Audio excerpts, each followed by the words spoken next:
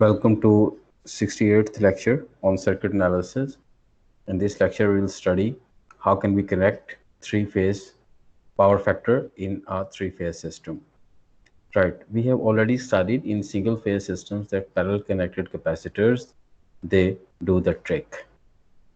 They are used to correct the power factor in a single phase, and they are also used, so similarly they can also be used to correct the power factor in a three-phase system. Here we are given an example. There is a Y connected source and a Y connected load, and the load power factor is 0.78 lagging, and the complex power of the load is 24 megavolt amperes. We are required to find out the capacitor if you want to improve this to a new power factor, 0.94 lagging. Right. So we are also given that the line voltage is 34.5 kilovolt and it's a 60 hertz system. Since there is no line impedance, therefore this VL, the line voltage between A and B or B and C or C and A, is the same on the source and on the load side. So first we will draw the power triangle of the load before we have attached capacitors to improve the power factor. Right. The uh, the power triangle shows that there is active power, average power, the reactive power, and the complex power. Right. And the theta of this complex power, we already know it is the cosecant inverse of the power factor. So this is 38.73 is this theta of the of this power triangle. Right. So using trigonometric identities, we can compute P and Q of this power triangle. P is S times the cosecant of theta, comes out to be 18.72 megawatt, and Q is S times sine of theta, comes out to be 15 megavar. So we are required to improve this power factor to 0.94 lagging, and so of course we have to attach some capacitors. After we have attached capacitor in each phase, like this, that we have attached capacitor in each phase, one capacitor in each phase, the power factor should improve. How? The new power factor should be 0.94, so the new angle theta would be its cosecant inverse. So now we have this blue as the old triangle and this red as the new triangle. In the new triangle, the P remains the same, whereas the Q reduces, and therefore S also reduces. Why does the P remains the same? Because P isn't affected by the addition of capacitors, because in capacitors we don't have P dissipated, we only have Q dissipated in capacitors and inductors. This we already know. So the P of old is the same as the P new. So Q new, using this new red triangle, Q new over P new, Q new over P new is the tangent of theta. This is perpendicular over base. So now we have two angles, this 38.7, the older angle, and this 19.9, the newer angle, which we have computed from this new power factor that we are desired to obtain using the capacitors.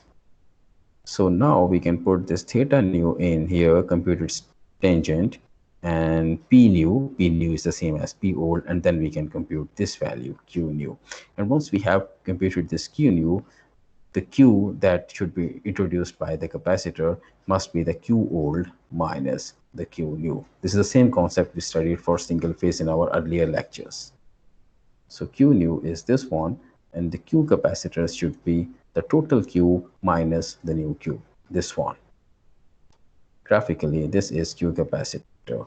This is the Q that is reduced by introducing a capacitor or capacitor bank consisting of three capacitors, one in each phase. So Q capacitor comes out to be 8.23 megavar.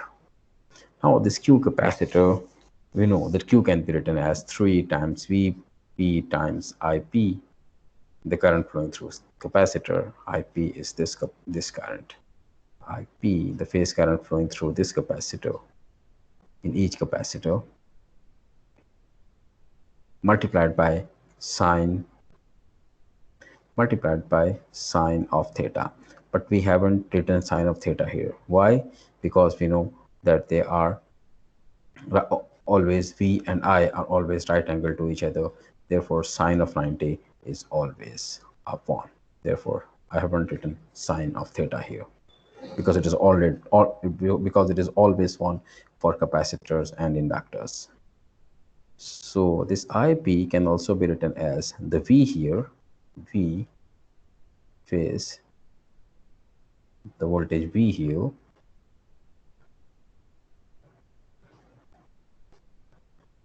this voltage V here, divided by the capacitive reactance of this capacitor. We know the capacitive reactance of a capacitor is 1 over 2 pi F times C, where F is the operating frequency and C is the capacitor. This we have already studied. The capacitive, this is the formula for capacitive reactance XC. So I can be written as voltage over XC. So this XC is in the denominator of the denominator, so it comes up in the numerator, and the expression becomes this. This is the expression for Q capacitor. Right. In this expression, we have computed Q capacitor just now. We know F, it is given at 60 Hertz.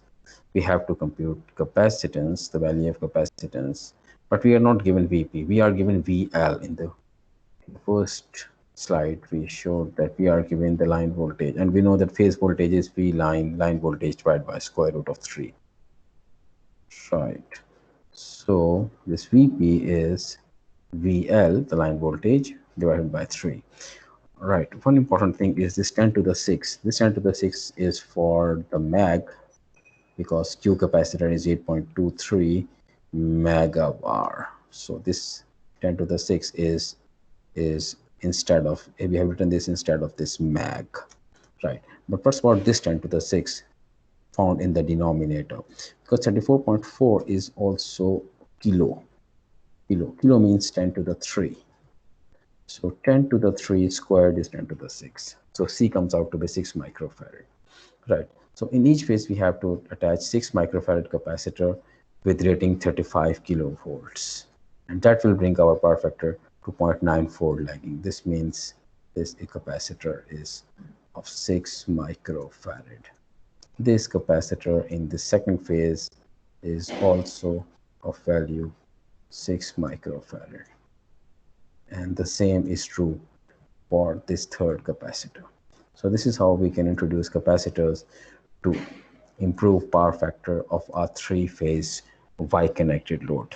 We will continue more about three-phase systems in our upcoming lectures. Thank you.